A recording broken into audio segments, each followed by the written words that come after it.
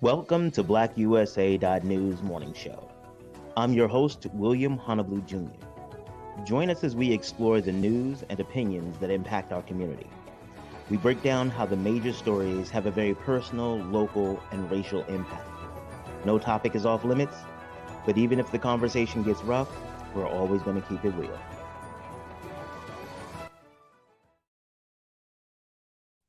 Greetings and salutations, all my friends out there in internet land. I am William Honolulu Jr., and I have the privilege, nay, the honor of serving as the host of the BlackUSA.news morning show. Today is March 9th, 2022. Big ups to Biggie. It's also the ninth day of Women's History Month and National Stop Smoking Day. Smoking actually has a very significant and negative impact on the Black community. So if you know somebody who smokes, or if you smoke, really give consideration to quitting today, or at least toning it down. You know, sometimes let's start with progress instead of perfection. All right. Oh, and being a resident of Maryland, I would be highly remiss if I did not say big ups to National Crab Day. I am not a partaker, as I have shellfish allergies and will be dead. Don't don't. I feel like I shouldn't have told you all that. Hold on, let me see. I got to think of something. Give me a second. They because that might be like I'm asking for an assassination attempt. That you all know what else is going on. My technology went off again. You know how things go. So we almost had like a series of shows without technology difficulties. You know how like when you work in a factory, they have how many days without accident. So we was up to like what 3 or 4 days, and now we back here. So but it was a good try. We've gotten further, right? So now we're going to be in with our next target, 6 days, no tech issues. Or maybe just another show, no tech issues. But we already had tech issues, so I'm gonna stop talking about that because it's gonna put this on the list for my therapist for the next week. It's one of those things like the anxiety and stuff. I'm like, oh no, I made a mistake. Okay. I got to say a big shout out to the super producer, Kyle Crazy Horse Morgan. So, actually, what you all don't know is that he's exceptionally helpful. Like, you saw that little breathing exercise I did just now to calm myself. He helped me with that. He spent his entire career working with mentally and emotionally disturbed children. Wait a minute. I don't know if that's a flex. Well, no, it actually does fit because, therapy meds and stuff, but it's okay. It's okay. It's okay. It's okay. Yesterday, we had an opportunity to talk to Jennifer Hubbard about what it's like to be a Black woman, and that was an incredible conversation. And she shared what it felt like to not often have the support of others. And she talked about what it was like to not have a strong male role model in her life, and how she believes that it kind of led her to some dating challenges and poor marital choices. And so it was a really great conversation. And if you didn't get a chance to check it out, please go back through and treat yourself. It is part of our month of Black women, and today we are going to continue that. I have an opportunity to bring to you all one of the dope women I know. I told y'all I know dope women, don't I? I do. It's amazing. I like to believe it's because I'm a dope dude, and they like, oh, we want to hang with a dope dude, or it could just be happenstance. I don't know. I'm gonna follow the story in my head that makes me feel the best, though. I'm just gonna tell you that. But for some of you, you may not be familiar with our month of Black women. So here's a little bit of information about it.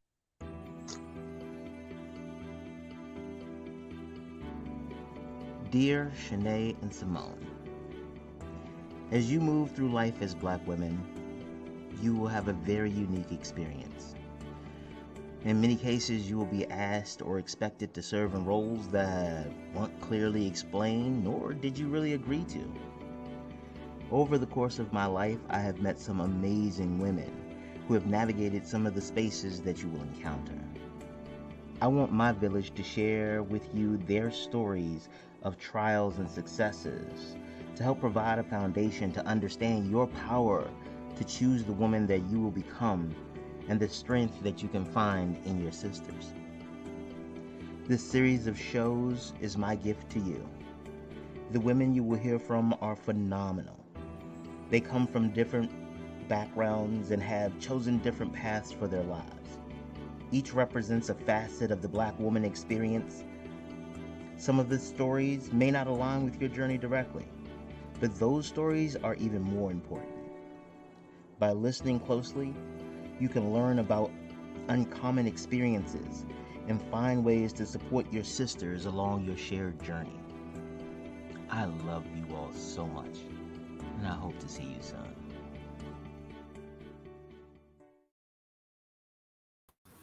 So that's what it's like, the month of Black women, and I have a Black woman here with me.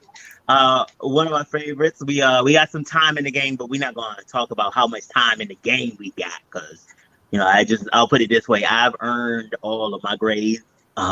So that's it.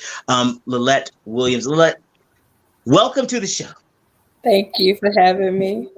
And All right, I got my share of grades too. So I have to make sure I read my show notes, because Crazy Horse is giving me some real productive feedback. So one of the things is, especially when I know a guest, I tend to jump in and just start talking like everybody else has known us for X number of years. So I'm going to not do that this time. I'm going to be a good show host, a professional show host at this point, and I'm going to give you the floor, because I got to make sure my tech is right. Okay, there we go. There you go. Give you the floor and tell the people a little bit about you. Introduce yourself. My name is Lillet Williams. I am a Black woman, born and raised in DC, currently living in Maryland. Educated here and lived here in Maryland my entire most of my childhood and adult life. Working, climbing the corporate ladder. Mm-hmm. I have a son. He's now 20 years old, so I raised I've raised a Black man successfully in these streets here. Not that we were in the streets or in the hood, but definitely the suburban mom did not have the minivan or anything, but was definitely the suburban mom going to every sport and activity under the sun with him. And that's kind of me in a nutshell, sorority girl, and doing what I try to do. Okay. So I'm going to start you off the way that we've started off this entire series, okay? Imagine an alien comes to Earth. Like, they've seen all these rockets and satellites going up, and they're like, hey, what's happening down here? And so they come on, they see all these different type of people, and one of the groups they realize is this group called the Black woman, and they choose you. So Lillet Williams, come here. Help us understand or describe what it's like to be a Black woman. What would you tell the aliens? Assuming that, we could translate from the ones and zeros. That's what I'm assuming. Honestly, it depends on where you are. Okay, talk about that. Because the whole geographic and regional cultures of everything is different for Black women. There's a universal understanding of certain things, but it still is different. Growing up in DC, and I know you know this, we both had our formative years in Baltimore. Just a 30-mile difference is a whole different world. From even when it comes down to the basics of hair. Okay. The braids are different. The weaves are different. The naturals are different. Back in the 80s and 90s, the music was vastly different. Yeah. And the two did not mix very well, and it caused problems. And as a Black woman or a Black girl, it was like, you got to pick a side. You can't always be in the middle or try to mesh both worlds successfully. It was this or that. Okay. So the regional, that's interesting. No one has said that yet, but there's the regional differences, but as you say it makes perfect sense. I know for me, it was different just because, like, I was cool with go-go growing up, but it wasn't like my thing. But when I came to Baltimore, like, I couldn't understand house, and that just really confused me. And so then I had to anchor, and then they were like, "Oh, you from PG? You have to listen to it." So it's just like, okay, right. Or the opposite with me. I lived and breathed and loved go-go, but when I came to Baltimore, I could rock with house. And it was almost sacrilege. It was like, how dare you? Yeah. How Now, dare you like both? and one of the things that happened for me, I think, was the fact that is the closer I became to Baltimore, the more I started to like the music. Mm-hmm. But again, it brings into consideration what you're talking about, the regional differences. Now, I noticed in your description and your introduction of self, you talked, you kind of followed it all up with you being part of a sorority. Yes. That was the, oh yeah, by the way, I am. That is not necessarily the way that I understand your sorority life. It seems to be a little bit more important, not necessarily up there with like your son. However, but I don't, in my experience with you in the years, it doesn't just kind of pull up the end. So could you talk a little bit more about your sorority life or that type? Yeah. Absolutely. And it's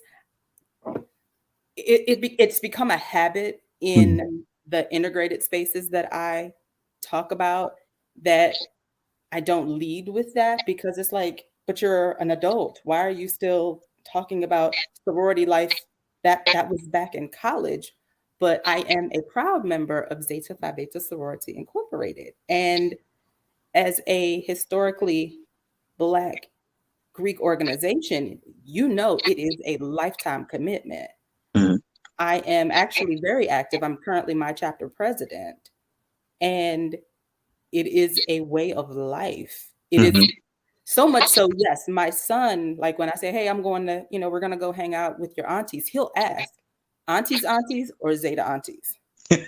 He knows the difference. Right. He absolutely understands the difference. And my niece is a member of my sorority. Mm-hmm. One of my sisters is a member of a different sorority. Mm-hmm. My mother was, my aunts were, it is a level of prestige in a Black woman's life and a rite of passage to go to college, join your, referenced sorority, and be active and make a difference and be with like-minded other Black women to help each other pursue life. Okay. Like, it's not even it is about community service based and learning, but it's also literally a way of life. It is our support system with each other. So what do you say to people who may not have had that experience and look at it more as kind of this cliquish way to keep people out, and instead of, so I know that especially you and some other women I know is that you all are really big on service, but for me, you'd have been big on service anyway. I'm not going to put that on Zeta. Yeah, that you found your way to deliver through Zeta. So, but that's what I'm saying. So for some other people, they don't even see that side of it. It seems like a lot of it is like, oh, it's a way to screen us out because I didn't, or because you got to know somebody, and all of these myths and things like that. Talk a little bit about how what your experience is, because you have so many connections. This is a way of life for you intergenerationally at this point. So, so you can provide a perspective that maybe somebody who's never had that experience may be able to learn from. Again, it comes almost down to regionality, because that was not the experience I had from the outside looking in. Growing up, I was not even aware that my mother was in a sorority. I knew my sister was. And I was probably a preteen when she pledged. I just thought she was being obnoxious because it was just like every day she wore her colors, she wore this. And of course, as the little sister, I get tagged along and brought to all these other things. And I was just like, I don't understand. This makes no sense. So going to college, I was like, oh no, I don't want to be involved in that at all. But she was like so excited. She showed up on campus first day with me. She told everybody, this is my little sister. This is my little sister. I remember. Stop it. And the pre-college program, right? What is it? God, wow, it's been a while. I can't even remember the name of the program. BSRT, Black Student Recruitment Team. There you go. Yep. Wow. You okay? So okay. You passed the I don't have Alzheimer's test, so you don't even got to worry about it. Like you pull BSRT out. Yes, I was about to say Nesby, but I was like, no, that's the other one. Yeah, that's the other one. Yeah. But no, it was her who kind of was like, let me just really see what it's really about. Because she really was like, of course, I would love for you to join my sorority. However, it's got to be about you. Yes, look at the big picture.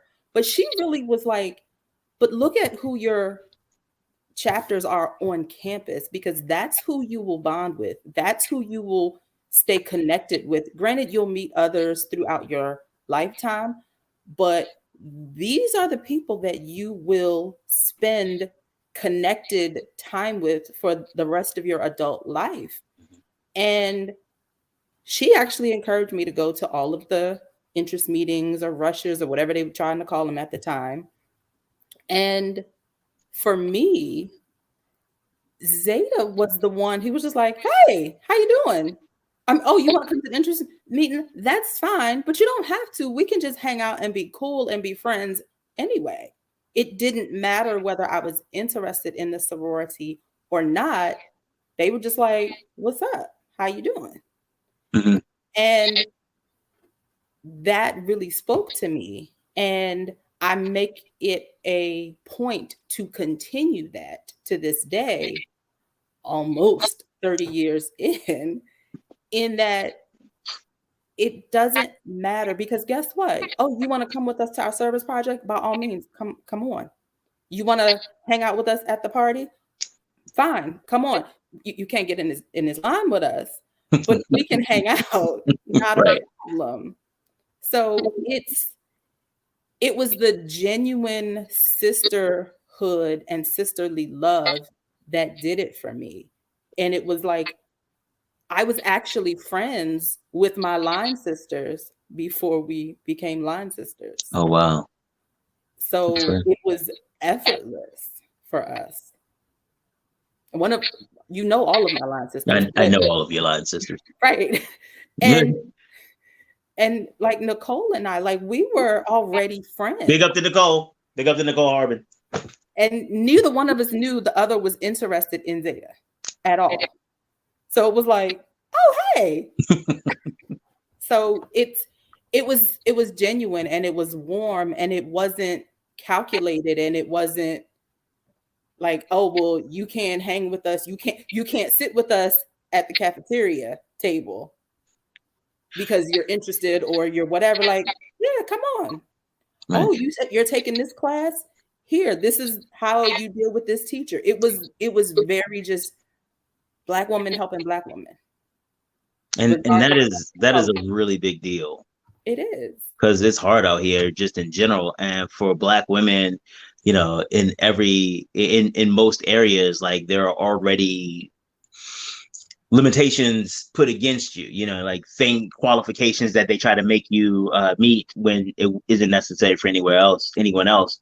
And so can you talk a little bit more about how you have the sense of, well, I'm sorry, I'm all excited about my questions, but the first could it be a similar experience in reverse for somebody? So let's say I went to a college and this sorority I saw was trashed. All the members were trashed, blah, blah, blah. And then maybe in another chapter or in another region, it wouldn't necessarily have that same impact. Absolutely. Okay. And absolutely. Because again, like I said, my sister was very, very honest and upfront in that if she had been me on our campus at the time, based on what she saw on freshman move-in day, she was like, no, I wouldn't have been interested in my sorority either. And that's why I'm not saying what it is. Yeah, but understand. She was like, so I understand. Like, of course she did her ribbing or whatever when I came home and said, guess what? I made line. And she was like, ugh. But it kind of made me double down simply because I remember how extra she was. And I was like, but this is genuinely what I want to do. And that was when I found out about my mom and my aunt or whatever, because they literally were like, We wanted you to choose what you wanted to choose. And I was like, but I would have looked at it differently had I known. They were like, we want you to be you. But if it had not been that way and I was pushed away, or it was just like, it doubled down my stereotype of what I thought everybody was obnoxious, I wouldn't have the connections and the friendships and sisterhood that I have now. And again, I made sure that I continued to show that to my niece. I won. And so, and she perpetuates that, and all of her closest friends are her line sisters and her chapter sorors. And like, you find your space, you find your tribe, you find your people, whether it's in undergrad or not. Sometimes, because sometimes it's not you're like, ooh, you're turned off, this is not it. But then if something about it caught your attention and caught your eye, and later on you find out, it's like, oh, I had no idea. So some of those conversations, and I know, especially being in a graduate chapter, is like, I had no idea you could still join, as an adult. Like, yes, girl, come on. What are you doing? Let me throw in something real quick. When we joined, we were adults too. Don't get it twisted. Okay. All right. Okay. I was a dumb adult, but I was an adult. Okay. We made good choices. Yes. I'm sorry. I'll speak for myself. In at least one vein, I have made a really great choice. Now, there's a lot of other veins that was hanging around there that some of them. So we're going to change the subject real quick. So, as you're talking about your sorority life, and it sounds like it is a very personal richness for you, but let's talk practicality. For a lot of people, it's like, I got family, I got sisters, I got friends. Why would I join a sorority? Is it that cool, that's good for you, you don't need it, or is there some other value? It is a different value. It is. So I was that one. I got 4 sisters. Yeah. What why? And all of them older. All of them are older. I'm the youngest, but I did have a different experience. Technically, they're my half sisters. That's right. But sisters nonetheless, in that we fussed, we argued, but I did not grow up in the same household with them. So I don't necessarily feel like I missed out on having siblings per se. Okay. But it wasn't about that. It was about it was about friendship. It wasn't about paid friendships. Because like I said, I was actually friends with all of my line sisters prior to us joining the organization. It was about, this is how we're coming together to do the things that we all want to do as adults. It was like, okay, this is like a maturing process, almost like a rite of passage, because I guess you could say, especially at that point in the late 80s, early 90s, we all saw School Days. We all thought it was what you were supposed to do. And that's, on the one hand, that's the good thing. We were all kind of raised in that you're going to college. It never occurred to most of us to not go to college. And for us, that was a part of college, between School Days and A Different World. This is what life is supposed to be. This is what you do as a passage to Black adulthood. Because look at all of the adults and the heroes in our lives, and you find out, oh, they were in this organization, they were in that, they were in this, they were in that. This is what we were all taught and raised to be and to strive for. So it didn't occur to me to not go to college. It didn't occur to me, other than I didn't want to be obnoxious and extra, but it was like, that's what we're supposed to do. We're supposed to enrich our lives and do for others so that we can be in a position to help our kids and those who come behind us. That's what you're supposed to do. And so being a Zeta was kind of your way to ensure that you kind of had the resources and support to get those things done. Right, exactly. Okay. Okay. That's pretty cool. So let's talk about again some more of this practicality because you my sorority expert of the month so far. So we're gonna I'll call your credentials out in front of everybody. Dare you, dare me. I don't forget I did your resume once. Stop playing. But so let's talk again the practicality of it. How has being a Zeta impacted, influenced, or participated in your life? It has enhanced my leadership. It has toned me down in a sense. So, like right now, as chapter president and you conducting meetings, you're supposed to be neutral. I can be very passionate about the things that I believe in, but I've got to be in such a position that I have to hear and navigate and understand both sides, regardless of my personal feelings about something, and help the overall body, the chapter, to come to a dignified solution. Right. And it's exposed me even further to, now I'm really about to show my nerd colors now, parliamentary procedure. Woo! And I don't know if you know this part yet. I am actually a member of the National Association of Parliamentarians. No way! Big ups, high five from across the Maryland, the state. High five, yeah. Congratulations, y'all. Thank you. And I helped charter a new unit or chapter, and I'm actually the treasurer of the unit. And I work for a nonprofit, and we have a board, and so I have now become the resident parliamentarian and helping the board understand, and it helps me in my job. It has exposed me to other things.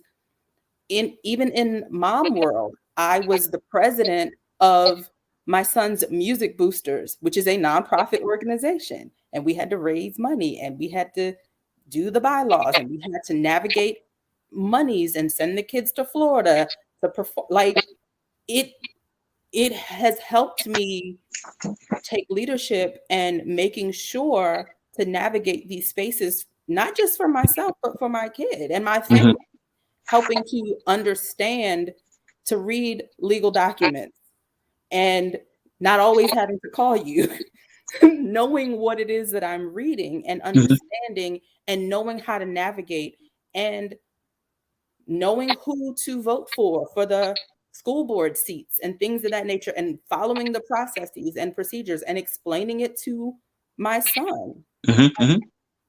It has exposed me to so many different things. And it's funny because some of the things that I've learned and been exposed to just as a result of being a Zeta reminded me of some of the things that I did in high school or middle school, because it was like, oh, that's what that was. We were taught that. We learned that, and making sure that, okay, now that I remember, I did this in the 11th grade, making sure that my son did that in the 11th grade and took it further. So talk a little bit about, because you brought up this idea of it having an impact on your parenting style and your parenting resources. But honestly, a lot of people would have never put those together because you have a whole son. Like, it's a boy one, not a girl one. Like, right. So you're even saying that it's not just about the perpetuation of the legacy. Like, there are benefits for the whole family with one member being part of the organization. Can you talk a little bit more about that? Because I think that's part of the conversation that a lot of people who are not in organizations don't get. So it gave me access to, we have youth auxiliaries, and we are a constitutionally bound organization with Phi Beta Sigma Fraternity Incorporated. Big up to the Phi Beta Sigma. And while I was trying my darndest to get him, he wasn't interested because he just was like, mommy is too much with it. I wanted to get him involved in their youth group. I wanted to get my niece involved with Zeta's youth groups. And even though he wasn't, I'd still take him with me. And everybody knew, oh, that's a little man. How's nephew doing? And, oh, we got this program. And I would get emails of various camps and workshops or scholarships or whatever, simply by virtue of we're brothers, we're sisters, we're Greek brothers or Greek sisters, and I know you have a kid. Here's some help. Do you need a babysitter? I got you. You want to go to so and so? I got you. We having drop the kids off. I've babysat some kids too that I just met that night. But by virtue of the relationship that I have with their mom or dad or whomever, I'm auntie. And so that type of relationship, you talk about having access to this type of information and this type of engagement, but also want to make sure that people understand it's not we don't want anybody else to have it. It's that because we're connected, it's top of mind. I know Lillet. I know what Lillet needs. And so I just want to show the difference. So we got our time knowing each other can be measured in decades. So we're not going to count them, but we took that much time to establish our relationship and our engagement, our friendship over that kind of time. Whereas there's somebody else, because they are in the organization and we've all agreed to a certain caliber of behavior, a certain camaraderie. There are certain rules that I know that I can count on you, you can count on me. This is part of our engagement. You don't need a bunch of decades in to create a relationship. Everybody else who created it has given you the foundation to have it. Is that exactly? Okay. And then, because perfect example, someone who's not even in the organization, a member, a Sigma brother of mine who I do know personally. We've met in person because, this age of I know you, I ain't never met you. We've met in person. He hit me up and said, "Hey, Lillet, I need a huge favor. A friend of mine is in town and is stranded, and I need her to be someplace that I know someone is safe and has her back. You got me." I got you. I went and got her. She hung out with me for like a week. On the strength of, I know him, and he has a friend who he needed to know that they were safe. Got stranded in the DC area, and he called me. And one of the other things I want to make sure that people understand is that it is not just the fact that he happened to be intake in an organization. It really comes back to the fact that there are these mutuality of rules. There is, because if he is willing to call you and to ask you for that favor, because of the mutuality of the environment, that he's already screened that person, that you are going to be safe. Exactly. Because there's that level of expectation, that level of understanding. Lillet, you got her, I got you. Right. We cool? I appreciate you. He was like, I'll do it. I'm like, on the strength of the fact that it's you, and I had a friendship with him. We met as brother and sister, and then we got to know each other. And it was legitimately on the strength of, we understand what this means, what this bond means, what this membership, what this sister and brotherhood means to each of us. And therefore, someone that you trust enough to send my way, and I will trust enough to take care of them. That is what it is. Right. So as we are thinking about, so somebody who's not in an organization, and they are looking to try to figure out if that's even something for them, because there's the Mason people, and then all of them look the same except you all have what color that somebody else doesn't. Like, is this like the Green Lantern Corps or like what? So it just all seems weird and whatever. What, aside from this connectivity that you talk about, are there any other, like, this money, can somebody make some money, get new jobs or something like that? And because I'm trying to be polite about it and subtle, but I don't do subtle. I gave you 2 times for me to be subtle. 2 times, that's 3 more times than I normally get. Okay, we on my show, so I'm trying to be professional, but you ain't letting me. Okay, all right. So I got an interview on the strength that I had Zeta on my resume. Wow. The hiring person was a Kappa.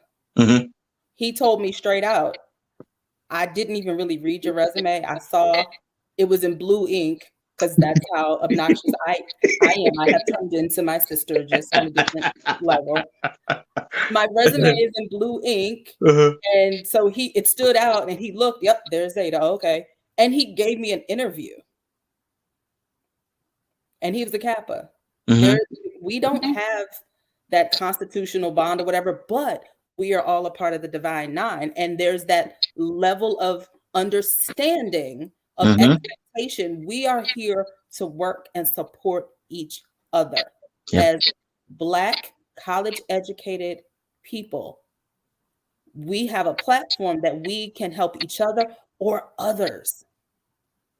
Okay, so you did bring up school days, and now you're talking about helping people as a platform. So we got to go to the scene outside. Was it the Burger King? Scene outside the Burger King when the brothers KFC. I knew it had something to do with chicken because I was offended at the time. No, I didn't know it was something to do with chicken. I apologize.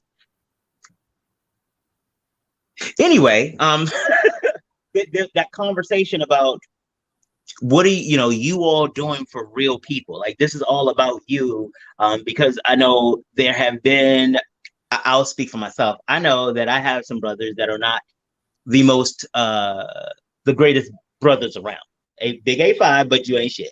So there are a couple of them. And so some of them, this is who they may have run into, maybe a soror of yours, or had that kind of experience. And the thing is to remember is that these are still real people with real lives on a regular day. And even that moment you catch them may not be representative of not just the organization, but maybe not even of them. So what do you say to somebody who's like, oh, when I was in undergrad, all of them, blah, blah, blah, whatever the sorority is was like that, or fraternity.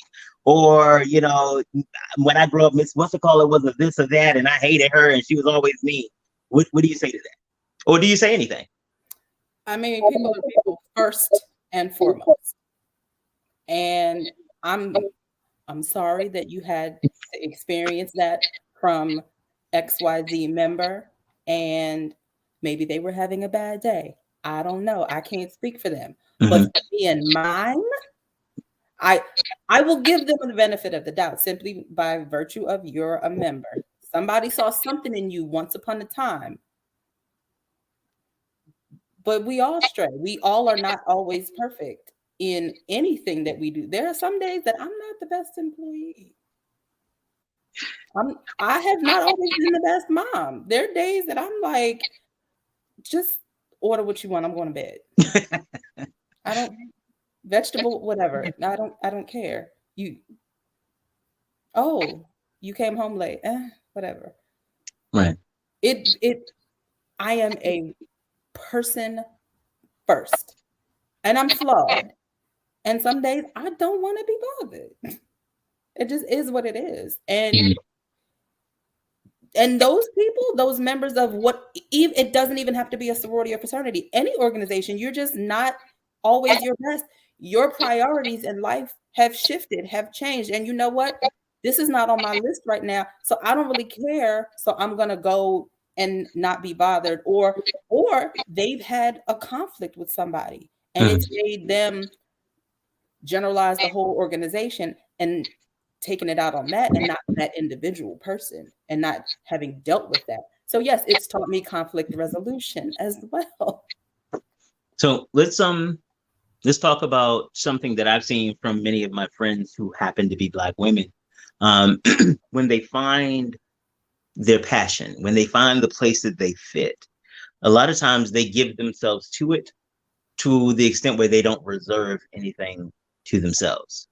They become super soror. Sound familiar? We're gonna talk about. See, we don't keep it 100% on this show. We keep it 85, but it's a tight 85. 15% they don't need to know about. 5% I'm trying to forgive myself. But we're gonna talk about that 85%. And part of it is you have. I know. I'm sorry. Let me from my perspective, what I have seen, because I'm gonna own this one. There have been times where you have become more of the roles that you serve in, especially the service-based roles, than you have the woman that you are. You have given yourself to Zeta. From what I've seen, there are times where it seems like it was all that you did. Well, managing the family and work part. But then it's Zeta, and then it's family work, Zeta, family work, Zeta, and hey, family work, let's do Zeta stuff. Like, hey, let's do a Zeta thing at work. Hey, you mind if I or hey, Cohen, let's go here for Zeta. And so and by the way, I also want to let you know that I have noticed, at least it looks like in the last bunch of years, that you have been able to maintain a level of you without giving it all in. And I just want to know, how did you start establishing those boundaries so that you are not only the Zeta lady or majority Zeta lady? Or are you just doing better branding and I fell for it? What are we doing right now? I don't know, because there are times where I felt like well, let me just back up. I felt like at one point I owed it to my sorors, because I had a ugly divorce, and my son was very small at the time, and I felt trapped almost in that he was so small, I couldn't go anywhere or do anything without him. If he wasn't in school or daycare or whatever, I had a kid with me 24/7. And it was like, what do I do? And my sorors and my frat brothers, they kind of saved my sanity at that point. AOL chat was real. It saved my life. Mm-hmm. And it made me, you may or may not remember this, I used to be real quiet. I used to be real shy. I used to be real reserved. I remember. I'm sorry. Let's be clear. I remember that's how you used to show up until you got to know people. Exactly. Okay. Because again, 85. Okay. And until I got to know people, but I was not the one who was, oh yeah, let's go out so we can go meet people. I'd be like, no, I'm good. I mean, if we going, I guess I'll go. I don't want to go meet. What time are we coming? No, watch this. What time are we coming back though? We're not going to be here all night again. I remember that conversation a couple times. We're not going to be here all night. No, but that's how I got to meet so many people within the blue and white, outside of the blue and white. And it was a very one-on-one, which I thrive in small groups and one-on-ones. And so I could really genuinely get to know someone and talk to them. And, oh, okay, now I've talked to you a little bit, so I'll give you my phone number. And it saved my life. It saved my sanity for a very long time. And then it was bring that baby and let's go. Okay, you got the kid, and have car seat, we'll travel, let's go. It's okay. And I'm like, well, I got this person with me too. I got the niece, because my niece and my son are 6 years apart in age. So I'm sometimes toting 2 kids with me, just because he doesn't want to be by himself. And I didn't want to constantly watch Nemo or whatever. So like, I need a buffer. I need somebody else. So I was like, I got to give back what was given to me. And I don't know if everybody even knew how much they gave to me during that time. And it was like, but this was the purpose of this anyway. Yes, helping the community, but we help each other. And they helped me. People who didn't even know me, like you said before, just by virtue of, I know what it takes to become a member of this organization and what membership means. And so they reached out and they helped me and they picked me up and were there for me. And I give that back. So that was kind of, and it helped me, not so much with boundaries, because I'm terrible at boundaries. I don't. It looks better though. It looks better. I don't always say no when I'm supposed to. Well, okay, yeah, no, that's true. But they allowed me to be okay with, like, no, stay home. They would tell me, stay home, or yes, bring the baby. We're good. And it wasn't always about, oh, we got to do this. We got to do this. We got to. Oh, you just need a a minute. So another friend of mine, a friend of ours, we still talk about it to this day. We have to catch up. We would go to each other's houses every other week on Thursday. She would bring her kids up, or I would bring my son down to her house. We'd let them play with each other and hang out while we laid on the couch or on the floor or whatever with our wine and just commiserated about the foolishness that we were going through. And we saved each other. And sometimes, like, all of our kids are grown now. Like I said, this is someone that I know you know too. Mm-hmm. And we saved each other. And it's like sometimes it's like you just need to, you don't even need to talk about it. You just need someone to lean on. And I think one of the things you've really helped illustrate about sorority life is that all of that new stuff, all of that getting to know you, it being part of an organization kind of helps you fast forward through that. It's kind of like being part of a family. Like, Yeah. I've gone to family reunions where it's like, hi, I'm your second cousin 3 states away. And I'm like, what's up, fam? Hey, how's it going? Okay, let's go hang out. And it's like, you didn't check their credentials. Like, how you know that they real family? But it's because they come and they represent that, and so all of that extra stuff moves out of the way a lot quickly, and you can develop those more trusting relationships faster. Right. But let's talk.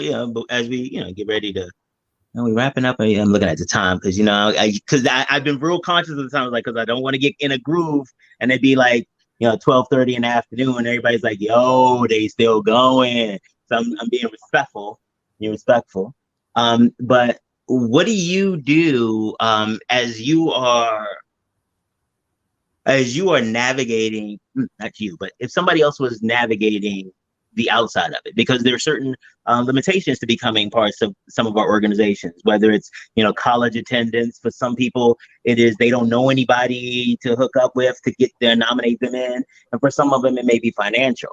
And so is there a way to develop those relationships with people in sororities without necessarily having to be in the sorority? I know it may not be the same, but or is it just going to be like, if I show up to one of your things, y'all going to be like, ew, are you going to, ew? And that's where, as an individual, who you are shines. Because, okay, if you're not sure if sorority life is for you, you've asked all your questions, I've answered to the best of my ability, and I still don't know if this is for me, but I'd still like to hang out with you, Lillet, if that's cool. Absolutely.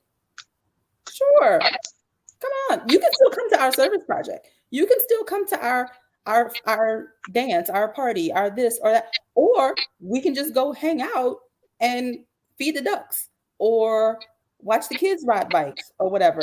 We can still just be people together. But yes, we met on the strength of you had some curiosity and issue, you wanted to understand. And oh, well, that's all well and good. I don't know if that's for me right now or whatever. That's fine too. Okay. There's a lady who she came, but we just hung out. We started going to the same nail salon and just like, when's your appointment? Okay, let's go. And we would hang out at the nail salon.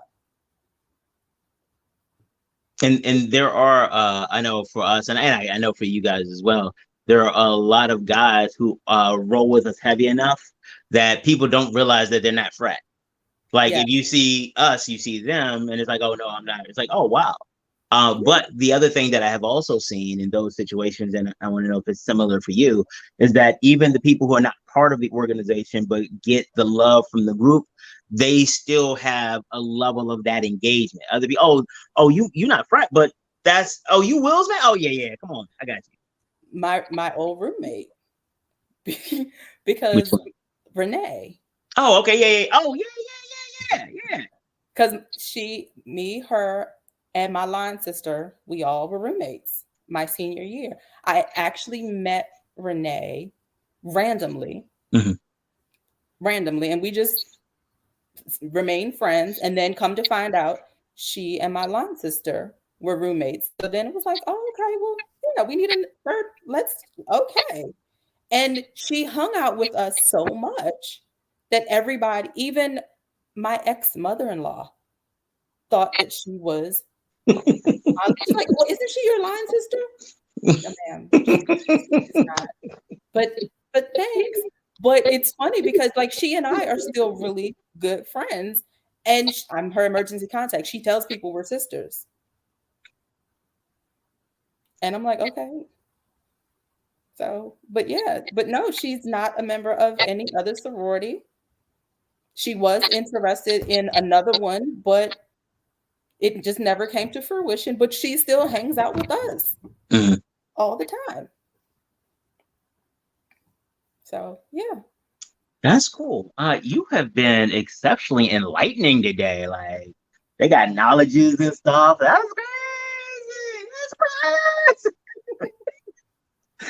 I am so grateful to you as always. Not just for being on the show today, but for the counting in decades, years of friendship, and also just being a dope ass Black woman. Yeah, you know, I am grateful to have you as part of my life. So Thank you. All right. Let's see. What are we going to do now? So we added a new segment in. We're about to go to the news in just a second.